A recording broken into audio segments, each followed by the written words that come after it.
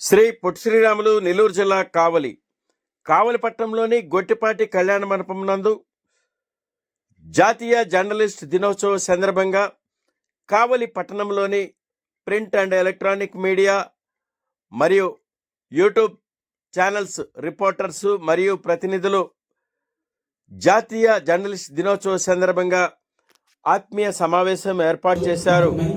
పై media సమావేశంలో కావలి MLA Shri Daggumati Venkatakrishna Reddy ముఖ్య అతిథులుగా పాల్గొని ఫోర్త్ ఎస్టేట్ గా పిలువబడే మీడియా ప్రజలకు ప్రభుత్వానికి వారధిగా ప్రతినిత్యం ప్రజల సమస్యలకు అధికారులకు చేరవేస్తూ తమ యొక్క బాధ్యతలను నిర్వహించడం ఎంతో సంతోషదాయకమని, జర్నలిస్టులో ఉన్న సమస్యలు పరిష్కార దిశగా జర్నలిస్టులకు అండగా ఉంటామని కావలి ఎమ్మెల్యే శ్రీ దగ్గమాటి వెంకటకృష్ణారెడ్డి తెలిపారు.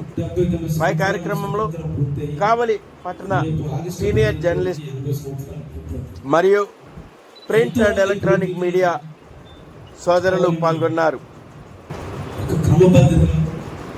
శాంతికి మారుపేరుగా కావలి ప్రజలు ప్రశాంతంగా ఉంటారు.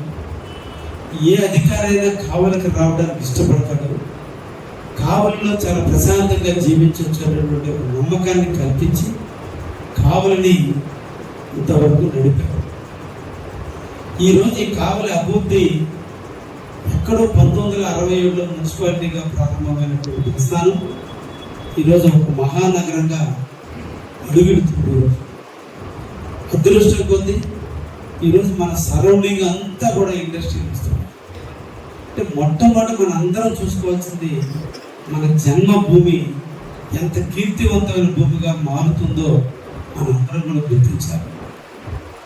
తల్లిని మర్చిపోకూడదు, జన్మభూమిని మర్చిపోకూడదు. కాబట్టి ఈరోజు మన జన్మభూమి అంత పవిత్రంగా, అంత అభివృద్ధి పథంలో నడుస్తుంది.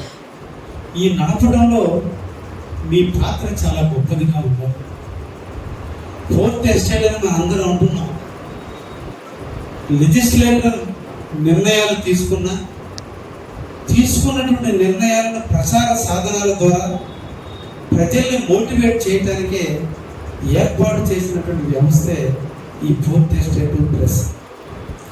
ఎక్కడో సెక్రటేరియట్లో, అసెంబ్లీలలో, పార్లమెంట్లో తీర్మానాలు చేసి జీవోల రూపంలో తెచ్చి మన చేత ఎన్నుకోబడిన ప్రజాప్రతినిధులు మన ప్రజల కోసం చేసినటువంటి తీర్మానాలు, జీవోలు వాటన్నింటినీ అధికారులకు అప్పచెప్పి ఈ విధమైన జీవోలు మేము తీసుకొచ్చాం, వీటిని పెట్టి మీరు అడ్మినిస్ట్రేషన్ నడిపి ప్రజలకి స్వేచ్ఛగా జీవించేటట్టు ప్రాథమిక ఫండమెంటల్ రైట్స్ ఏవైతే ఉన్నాయో వాటన్నిటినీ ఎక్కడ హాని కలగకుండా, ఎదుటి వ్యక్తి యొక్క స్వేచ్ఛకు భంగం కలగకుండా పనిచేయమని చెప్పి బ్యూరోక్రాట్స్కి అప్పచెప్తే, బ్యూరోక్రాట్స్ ఎక్కడో ఇక్కడ రాగద్వేషాలకి లొంగి ఎక్కడైనా తప్పులు జరిగితే ఆ తప్పుల్ని సరిదిద్దే పని న్యాయస్థానానికి అప్పచెప్పి, న్యాయస్థానాలు చేసినటువంటి తీర్పుల్ని, అదేవిధంగా బ్యూరోక్రాట్స్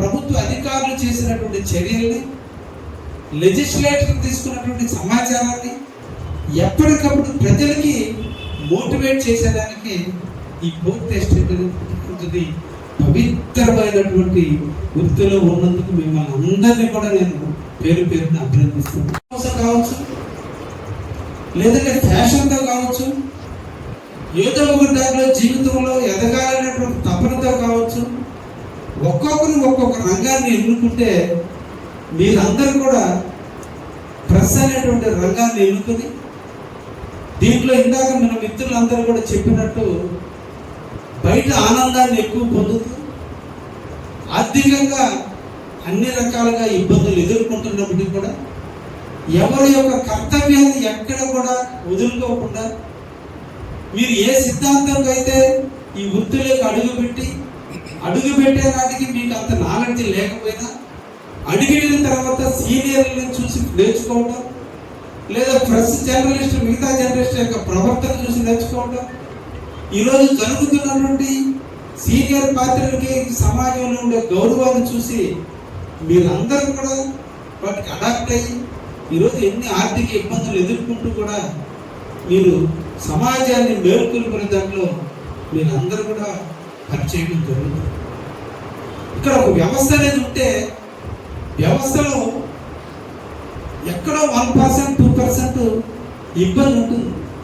ఆ ఇబ్బందిని మిగతా దానికి ఆపాదించకూడదు. అది వ్యక్తిగత విషయాలు.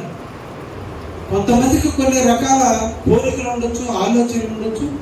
వాటిని కాదు మనం చూడాల్సింది. ఉన్నంతలో సమాజం కోసం, సమాజంలో జరుగుతున్నటువంటి అవకతవకల్ని వెలుగుతూ చాటడంలో కావచ్చు, ప్రభుత్వానికి, ప్రజాప్రతినిధులకి వారధిగా మీరు రాసేటువంటి రాతలు, మీరు చూపేటువంటి వీడియోల ద్వారా ఎన్నో మేము ఎడ్యుకేట్ అవుతూ ఉంటాం. అందుకే నేను 2005 రాజకీయాల్లో వచ్చి ఈ రోజు వరకు కూడా ఏ ఒక్క రోజు కూడా మీ వృత్తికి ఆటంకం కలిగించే విధంగా ఏ రోజు మీకు నేను ఫోన్ చేసి ఇది ఎందుకు రాశారని నేను ఏ రోజు అడగలేదు. ఎందుకంటే దాంట్లో మీకు రాగద్వేషాల్లో ఎక్కడో ఒక తప్పు దొరుకుతుండొచ్చు, ఏదో ఒక సందర్భంలో మీరు మిస్అండర్స్టాండింగ్ చేసుకొని ఉండొచ్చు. కాబట్టి ఊరందరూ ఒకరినే కీర్తించాలి రాసిందని ఆనందించి వదిలేస్తానే తప్ప నేను ఎప్పుడు కూడా ఏ రోజు కూడా ఫీల్ అయ్యే తత్వం కాదు. రాజకీయ నాయకుడికి పొగడ్త కంటే విమర్శ చాలా ఇంపార్టెంట్. అందరూ పొగిడితే, తల్లి తండ్రి బిడ్డను పొగిడితే వాడు పొగిడించుకొని పనికిమాలుగా తయారవుతాడు. తండ్రి అలాగా ఎమ్మెల్యే అవుతాడు. కాబట్టి మా అమ్మ నాన్న నన్ను కొట్టి చదివి మాలకొండ స్వామిని, శివుణ్ణి, బ్రహ్మని, లక్ష్మీదేవిని, పార్వతీదేవికి వీళ్ళందరికీ ఎలక్షన్ పెడితే వీళ్ళకి కూడా 30 మార్కులు కూడా ఏ ఒక్కరికి రావు. మా